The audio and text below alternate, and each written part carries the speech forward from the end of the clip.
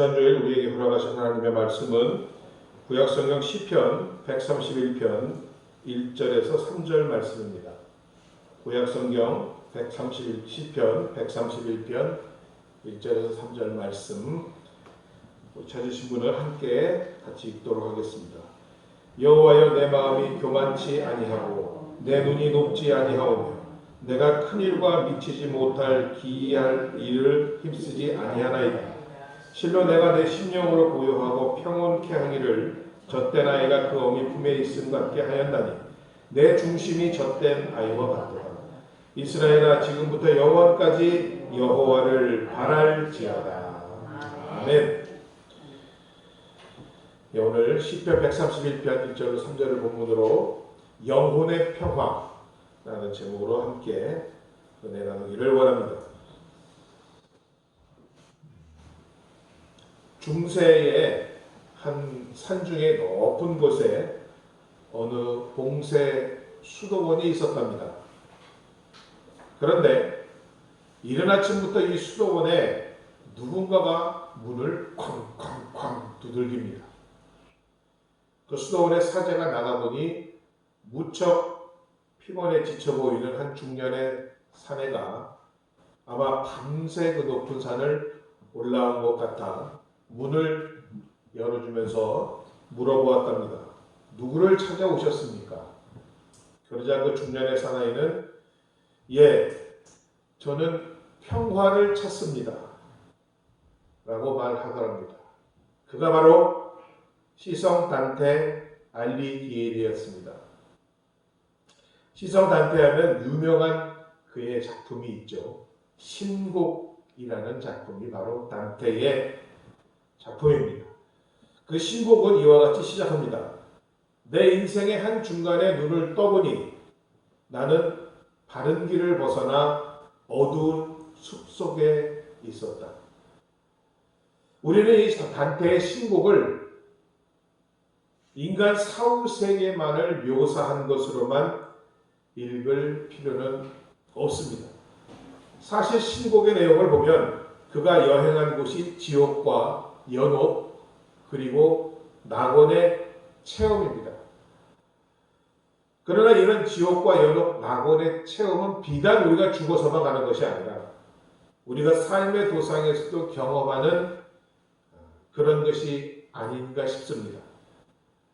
여러분들의 오늘은 과연 지옥입니까? 낙원입니까? 물론 저는 연옥이라는 그 개념이 카톨릭에 인정되고 우리 성경적으로는 비성경적이라고 믿지만 이 연옥과 같이 오늘 우리 지금의 영적 상태가 천국도 지옥도 아닌 상태는 얼마든지 있을 수 있다라고 생각이 듭니다.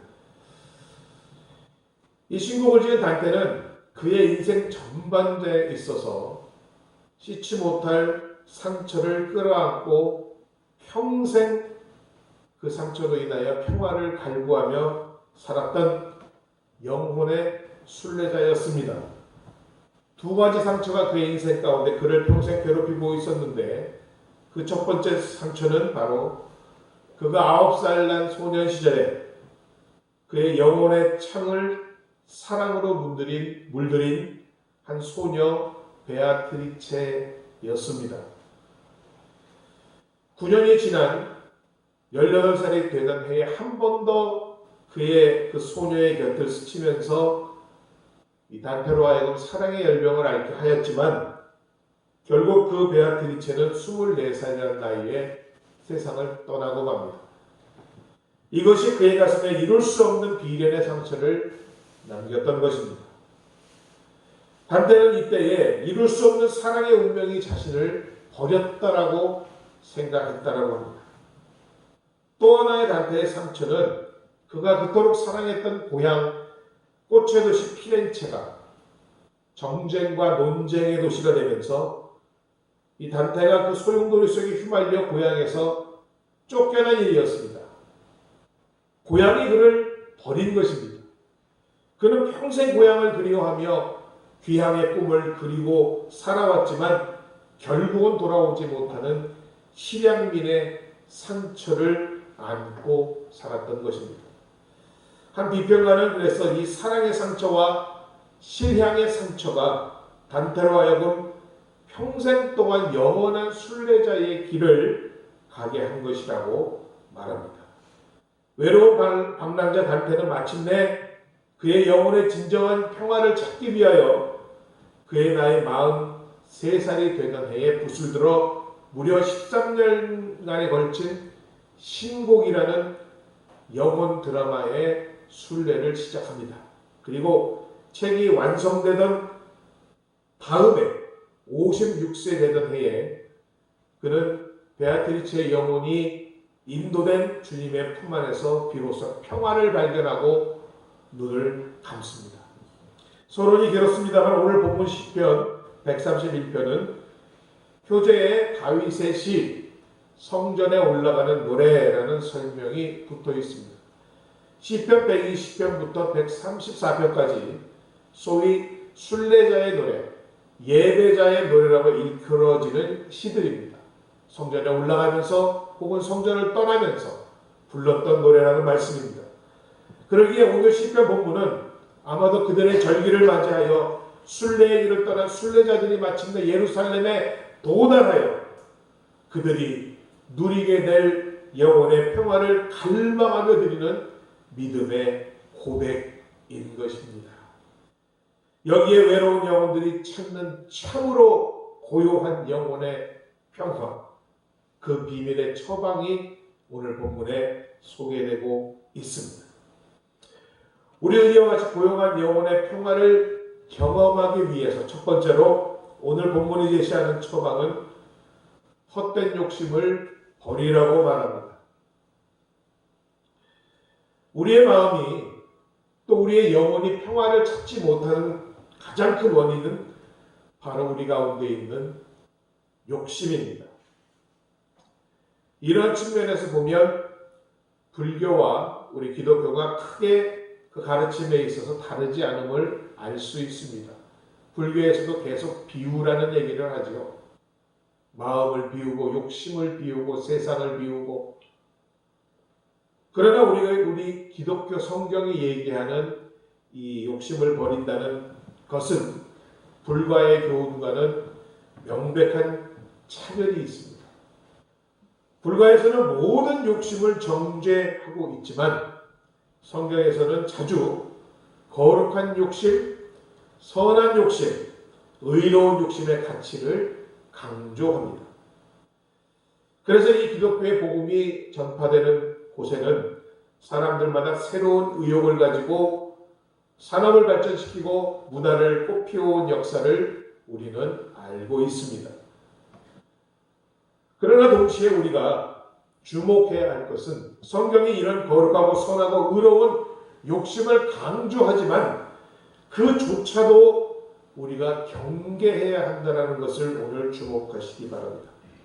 우리의 욕심, 욕망이 아무리 거룩하고 선하고 의로운 것이라 할지라도 그 경계선을 갖지 않으면 우리의 욕망은 너무도 쉽게 거룩한 욕망이 욕심으로, 선한 욕망이 악한 욕심으로, 의로운 욕망이 불의한 욕심으로 변질될 수 있기 때문이라는 것입니다.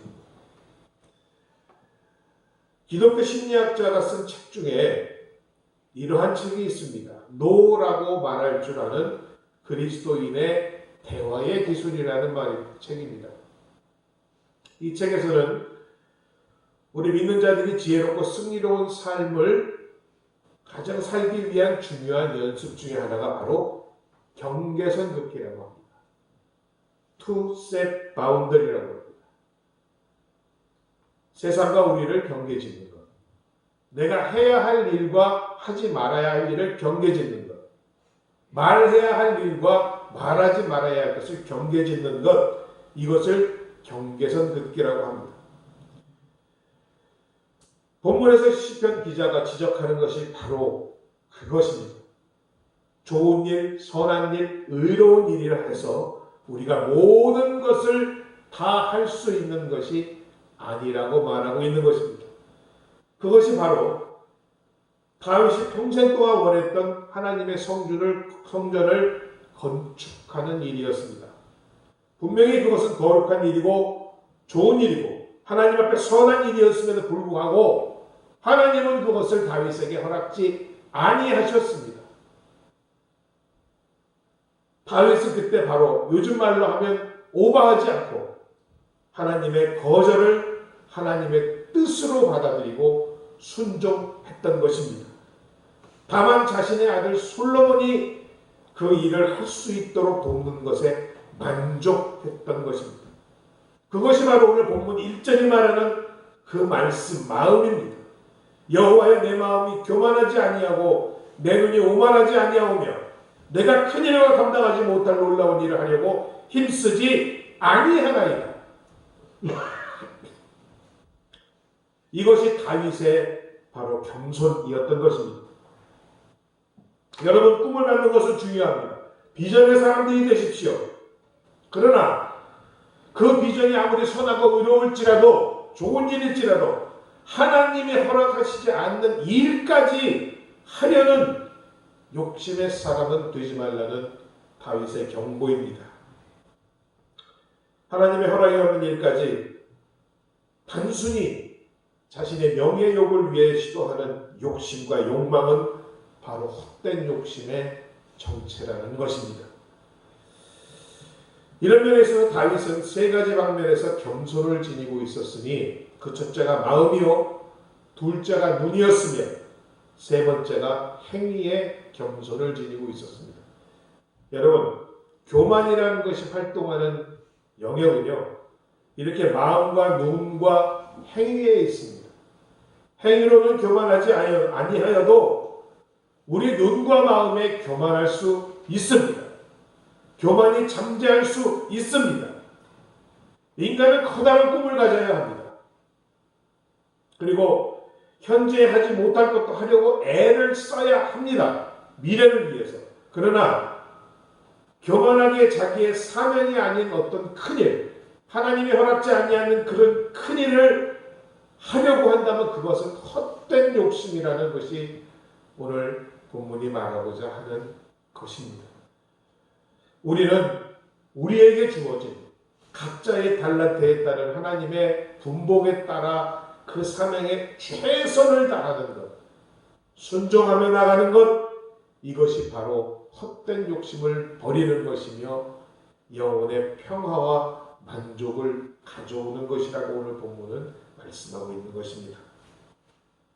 앞서 그 단테의 신곡 얘기로 설교를 시작했는데요. 그 내용을 보면 베르길리우스라는 단테의 스승을 따라 먼저 그는 지옥을 순례합니다. 어두운 숲에서 세 마리의 야수를 만나게 됩니다. 그 첫째가 표범이었고 둘째가 사자였고 마지막 늑대를 만났습니다. 평론가들은 이 세 야수를 이렇게 비유합니다. 표범은 성적 욕망이라고 합니다. 그리고 사자는 권력에 대한 욕심, 그리고 늑대는 물질에 대한 탐욕이라고 합니다. 성욕과 권력욕과 탐욕, 이것이 바로 헛된 욕망, 욕심의 대표적인 것 아닙니까? 이러한 욕심들이 바로 우리의 영혼과 마음의 평화를 뺏어가며 우리의 영혼과 마음을 지옥이 되게 하는 것입니다. 야고보서 1장 14절로 15절은 말씀합니다. 오직 각 사람이 시험을 받는 것은 자기 욕심에 끌려 미혹됨이니 욕심이 잉태한 즉 죄를 낳고 죄가 장성한 즉 사망을 낳는다라고 말씀합니다. 영혼의 평화와 마음의 평온을 원하십니까? 헛된 욕심을 버리시는 여러분 되시기를 주님의 이름으로 축원드립니다. 모든 일을 행함에 있어서 스스로의 계획과 욕심과 자의적인 판단에 따라가지 마시고 하나님의 뜻을 앞서가지 마시고 하나님의 뜻을 구하며 그 섭리에 겸허히 순종하며 사는 여러분 되시기를 주의 이름으로 다시 한번 축원드립니다. 우리가 이와 같이 영혼과 마음의 평화를 얻기 위해 두 번째로 해야 할 것은 주님의 임재로 만족해야 한다라고 오늘 본문은 말씀하고 있습니다. 본문 2절인데요. 실로 내가 내 심령으로 고요하고 평안하게 하기를 젖된 아이가 그 어미 품에 있음 같게 하였나니 내 중심이 젖된 아이와 같도다 라고 말을 하고 있습니다. 여러분은 세상에서 가장 평화로운 모습이 어떤 것이라고 상상하십니까? 오늘 방금 저희가 읽었지만 다윗은 바로 젖된 아이의 잠자는 모습이라고 말하고 있습니다. 엄마의 품에 안겨 새근새근 자고 있는 아이의 모습. 육아에 시들린 젊은 엄마들이 그러잖아요. 참 이쁜데 잠잘 때가 제일 이뻐. 아기가 느끼는 불안과 염려와 평안이 하지 못한 것은 무엇입니까? 엄마의 품을 떠나는 것입니다. 더 이상 엄마의 젖을 먹지 못하게 되는 것입니다. 그런데 우리가 여기서 주목해서 보아야 할 것은 분명히 아기는 엄마의 젖을 뺄 때가 있습니다. 그래서 오늘 본문의 젖된 아이라는 것에 주목하시기 바랍니다. 엄마의 젖을 빠는 품에 있는 아이도 될 텐데 왜 굳이 젖된 아이와 같다고 그랬을까? 젖될 때가 돼, 즉 이유식의 때가 되어도 아기들은 근데 울지 않습니다. 왜냐하면 비록 젖은 뗐지만 엄마가 자기를 품고 있다는 것을 알기 때문입니다. 그리고 그 엄마가 내 곁에 있는 한 언제나 내가 필요한 것을 엄마로부터 나는 공급받을 수 있다는 확신이 있기 때문에 젖된 아이라 할지라도 엄마 품에만 있으면 그대로 그것을 믿고 고요히 잠들 수가 있는 것입니다. 바로 엄마의 존재, 엄마의 품 안에 있는 것 자체가 아이의 행복이고 궁극적인 소망이라는 말씀입니다. 오늘 본문 2절에서 말씀한 것과 같이 젖된 아이가 그 어머니 품에 있음 같게 하였나니 내 영혼이 고요하고 평안하다라고 말하고 있습니다. 무슨 말씀입니까? 이것은 우리 믿는 사람들이 더 이상 세상 욕심에 끌리지 않고 하나님의 말씀과 인도대로 믿고 순종하여 하나님 품 안에 있으면 안연하게 살 수 있다라는 말인 줄로 믿습니다. 젖된 아이는 더 이상 젖을 찾아 울지 않습니다. 그저 어머니가 품 안에 있다는 사실 하나만으로 만족하는 것입니다. 그래서 우리의 신앙이 성숙한 단계로 나아간 사람들은, 여러분들은 하나님께서 어떤 물질이나 기타 세상 것으로 채워주고 먹여주고 입혀주는 것으로 만족하지 마시고 하나님 자신을 찾아 그 품 안에서 주님을 만나는 것으로 만족하셔야 한다라는 것입니다. 물론 이렇게 아기가 젖을 떼고도 울지 않는 이유식 기간에 엄마를 신뢰하는 것도 배움의 과정이 필요합니다. 그래서 이 아이를 이유식 과정에서 어렵고 힘들지 않게 하는 지혜로운 엄마일수록 더 많이 안아주고 스킨십 해주고 더 많이 말을 걸어주고 품어준답니다. 그래야 젖을 떼도 아기가 엄마 품에 있는 것으로 만족하게 된다는 것입니다. 젖을 떼는 것이 너를 버리는 것이 아니다라는 메시지를 아기에게 심어줘야 한다는 것입니다. 그리고 그 메시지를 잘 훈련받은 아기는 이제 젖이 없어도 울지 않습니다. 우리의 신앙 또한 그런 것입니다.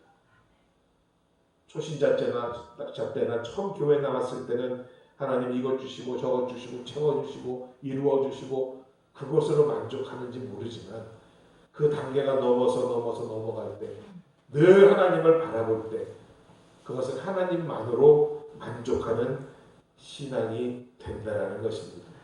젖된 아이는 더 이상 젖되기 전처럼 안달하거나 짜증스러워하지 않고 오직 어머니만 바라보면서 만족해 하듯이 우리 영혼도 모든 불만족스러운 생각들, 땅의 것들을 얻으려다 애쓰고 생기는 모든 안달하는 마음으로부터 벗어나고 조용히 하나님을 기다리며 그분의 임재 속에서 만족을 찾으면 그분께서 주시는 영혼의 평안이 여러분에게 임할 줄로 믿습니다.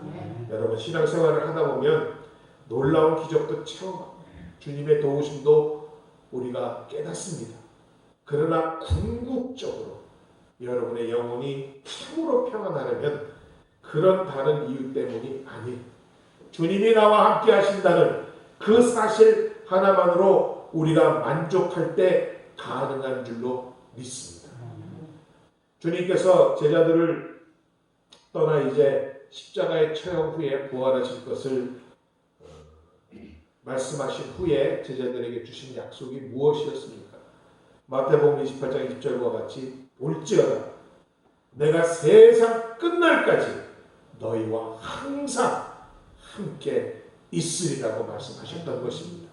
오늘도 그 주님을 여러분이 마음 가운데 영접하신다면 여러분의 영혼은 주님 주시는 평안 가운데 임하게 될 줄로 믿습니다. 마지막으로 우리의 영혼의 평안을 위해서는 오늘이라는 이 시간, 지금이라는 것에 우리가 집중해야 합니다. 꽤 된 얘기지만 그 리고렌 목사님이 쓰신 목적이 이끄는 삶이라는 저서가 우리 많은 기독교인들에게 긍정적인 영향을 미쳤습니다.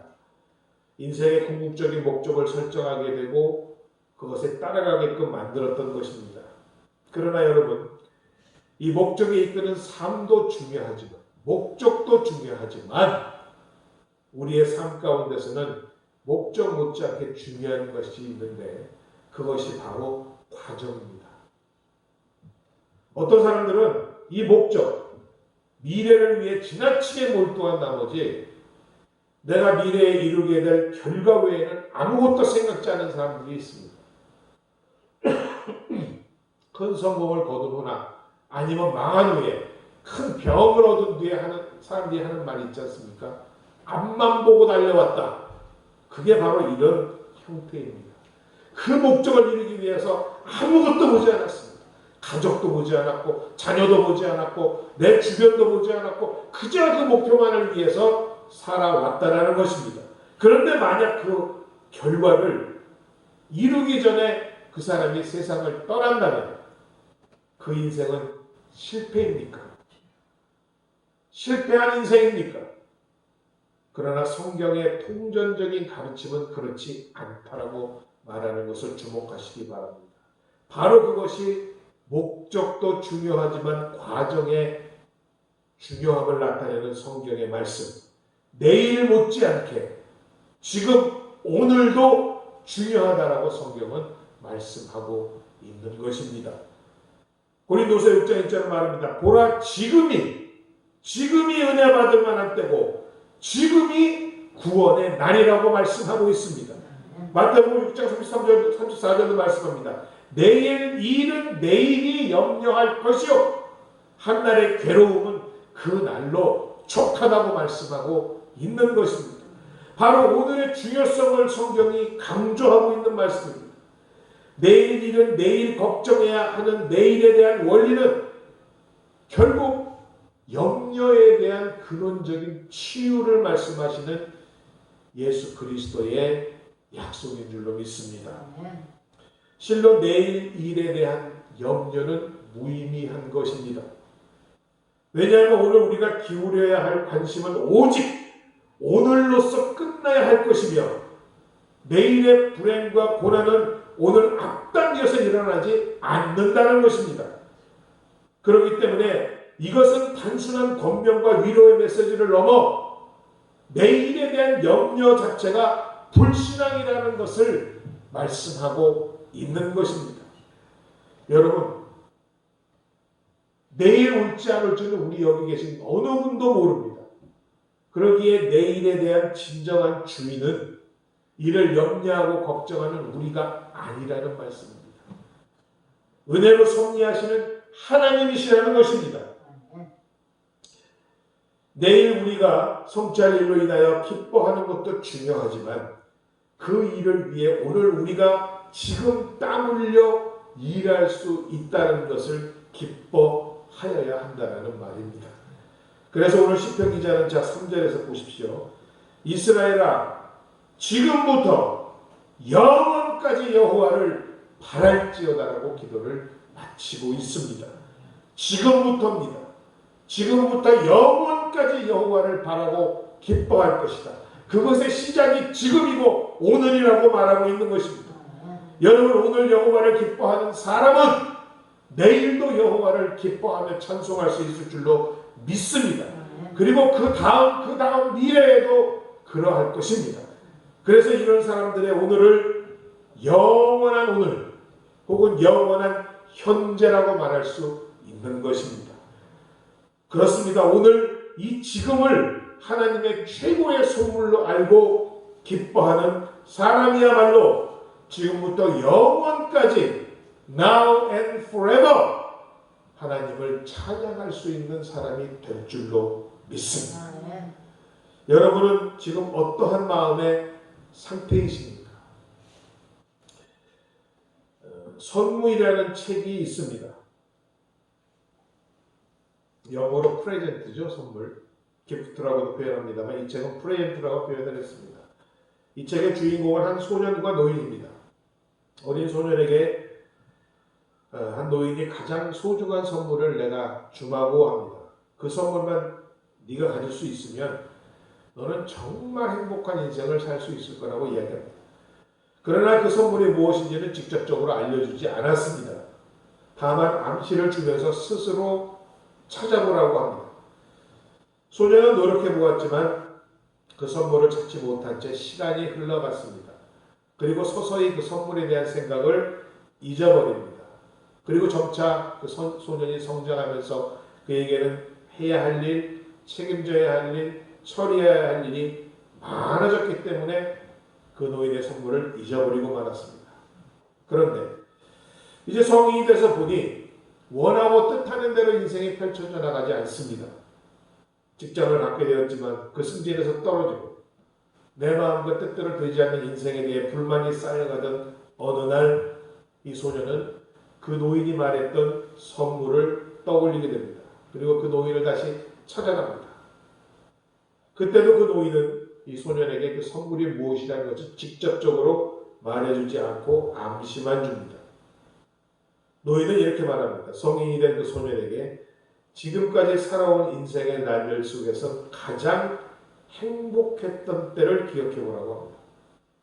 그리고 그 순간 그 소년은 그 선물의 정체를 깨닫습니다. 그것은 바로 오늘, 지금이었던 것입니다.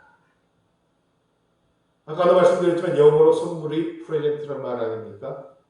프레젠트라는 또 다른 말의 의미는 현재입니다. 지금입니다. 오늘입니다. 오늘은 여러분에게 하나님께서 선물로 주신 날입니다. 그러하기에 우리가 기뻐하고 그것으로 만족해야 할 줄로 믿습니다. 우리가 무엇을 하든 의미 있게 생각하는 지금 이 순간이 바로 우리 현존의 행복을 느끼게 한다는 것입니다. 지금 여러분은 여호와 하나님을 지금 만나 그 예배하는 감격을 지금 느끼고 계십니까? 그리고 이 순간 아직도 살아서 내가 호흡하는 것에 대한 행복을 느끼며 심호흡하고 계십니까? 그리고 이 순간 나의 현존이 바로 하나님의 은혜인 것을 깨닫고 계십니까? 그리고 나 같은 인생을 사랑하시고 구원하신 주께서 나의 주인 되셔서 내가 오늘 이 순간 그의 품에 안겨 있는 행복을 느끼고 계십니까? 이것이 바로 오늘에 대한 성경의 가르침인 줄로 믿습니다. 저 말씀을 마칩니다. 저는 오늘 메시지를 단테의 신곡 이야기로 시작했습니다. 신곡을 보면 이 지옥과 천국의 여행의 두 안내자가 등장합니다. 첫 번째가 아까 말씀드렸던 스슨 베르길리우스입니다. 그는 단테를 지옥으로 순례시킵니다. 평론가들은 말하기를 바로 이 스슨 베르길리우스가 바로 율법을 상징한다라고 얘기합니다. 결국 율법의 종말은 지옥이라는 말입니다.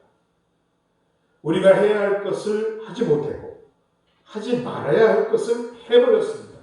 그 결과 우리는 율법을 깨뜨린 죄인 되었고 당연히 그 죄의 값은 사망이며 죽음이며 지옥인 것입니다. 단테는 그의 스슨 베르길리우스에게 도움을 요청했지만 그 스승은 내가 할 수 있는 것은 없다라고 합니다. 율법의 한계입니다. 그리고 단테의 마지막 순례의 여정에는 뜻밖에도 그가 그렇게도 사랑했던, 이루지 못했던 여인 베아트리체를 만납니다. 이 베아트리체를 통하여 그는 천국으로 인도됩니다.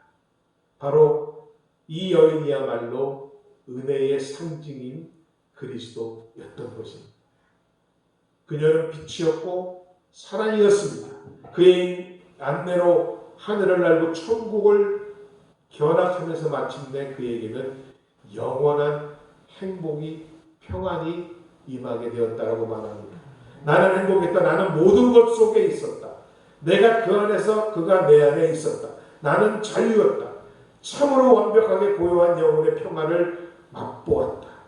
그것은 바로 지금이 영원한 평화의 시작이었다라고 그는 고백합니다. 비록 단테가 그가 원했던 사랑도 이루지 못하고 고향도 떠나야 하는 상처를 안고 살아갔지만 그의 인생 마지막에 결국 그리스도 안에서 그는 평화를 찾았던 것입니다. 비극의 주인공이 될 뻔했던 그가 이 책의 제목처럼 있는 이제 그는 거룩한 희극의 주인공이 되었던 것입니다. 여러분, 헛된 욕심 버리시기 바랍니다. 그리고 주님의 인재로 만족하시기 바랍니다. 그리고 오늘 일하는 이 시간에 집중하심으로 오늘 다윗의 말씀과 같이 고요한 영혼의 평화를 프레젠트로 선물 받으시는 여러분 되시기 바랍니다. 그리고 이것을 여러분이 사랑하시는 가족과 이웃에게 전하실 수 있는 복된 여러분 되시기를 주님의 이름으로 축원드립니다. 아버지 하나님 은혜와 사랑을 감사드립니다. 오늘도 귀한 성찬 주일 주님 말씀으로 우리와 함께 하시니 감사드립니다. 이 말씀을 통하여 우리를 새롭게 하시고 다시금 주님의 말씀으로 우리가 되살아나는 귀한 은혜 있도록 함께하여 주옵소서. 오늘 주신 말씀과 같이 우리가 헛된 욕심을 버리고 주님 앞에서 주님의 인재를 간절히 소망하며 그것으로 만족해 하옵시고, 또한 아버지 하나님 오늘이라는 이 시간의 귀함을 깨닫고 그 은혜를 묵상하며 날마다 입술로 오늘을 하나님께 찬양하며 나가는 우리 모두가 되게 하여 주시옵소서. 예수님의 이름으로 감사드리고 기도드립니다. 아멘. 이 시간 주님 십자가의 대속의 사랑을 마음으로 묵상하시면서 우리 주신 말씀 생각하시면서 잠시 기도한 후에 성찬을 진행하도록 하겠습니다. 아버지 하나님 은혜와 사랑을 감사드립니다. 귀한 성찬 주일 아버지 하나님 주님의 사랑을 다시 한번 깨닫습니다. 이 시간 아버지 하나님 우리의 영혼 가운데 주님의 평안을 허락하여 주시고